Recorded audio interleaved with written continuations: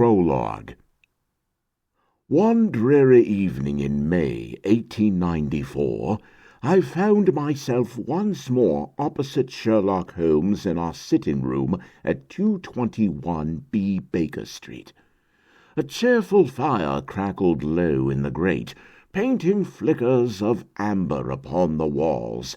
Holmes lounged in his armchair, blue wreaths of pipe smoke curling about his hawk-like profile, whilst I savoured a cigar with a glass of cognac at my elbow. The long duel with Professor Moriarty, the Napoleon of Crime, had culminated 3 years before in the fateful struggle at the Reichenbach Falls. Only last month Holmes had emerged from his long concealment and revealed to me the truth of his miraculous preservation. That very day, by means of a simple stratagem using a wax bust, we secured the arrest of Colonel Sebastian Moran, Moriarty's most dangerous lieutenant, and for a moment London knew peace. Yet scarcely had Moran's affair concluded when Holmes vanished again, and for close upon 4 weeks he remained absent from London. This morning he reappeared, and by note required my immediate attendance at Baker Street.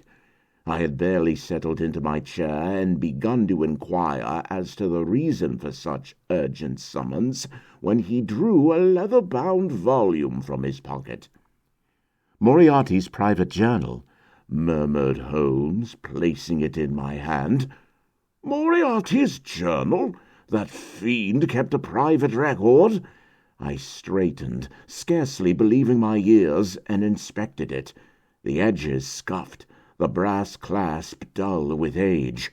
The leather was cool, its grain lightly raised. It smelt of foxed paper and damp stone, an odour that, whether real or imagined, recalled the spray of the Reichenbach Falls. Holmes's grey eyes gleamed as I turned the volume in my hands. "Indeed so. Before our final struggle at the Reichenbach Falls, he put his coat aside, the corner of a small volume showing from the breast pocket.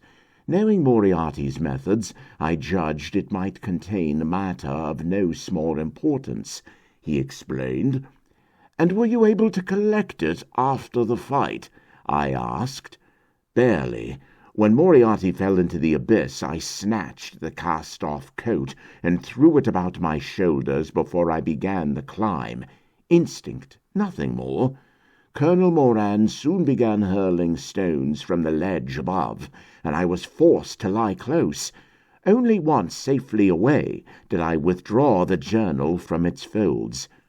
"You had it all this time, yet you are only now sharing it with me?" I asked, puzzled. "Better that you read it first. We shall come to that matter later," he replied in a pensive tone. "It appears our old adversary was something of a memoirist," I mused, opening the first page gently as though it might burst into flame at any moment. "What does it contain?" I asked in a hushed tone. "Part autobiography, part philosophical treatise. The journal chronicles his early life and the construction of his criminal creed, retracing every step that culminated in the malevolent mastermind whom we had the misfortune to know." A shiver ran through me, at odds with the warmth of the room. Holmes settled back in his chair as I began reading. The entry opened in Durham, 1870, when Moriarty was scarcely 17. Yet his script betrayed no youthful tremor, only the unyielding lines of a mind already mapping human frailties as if they were theorems awaiting proof.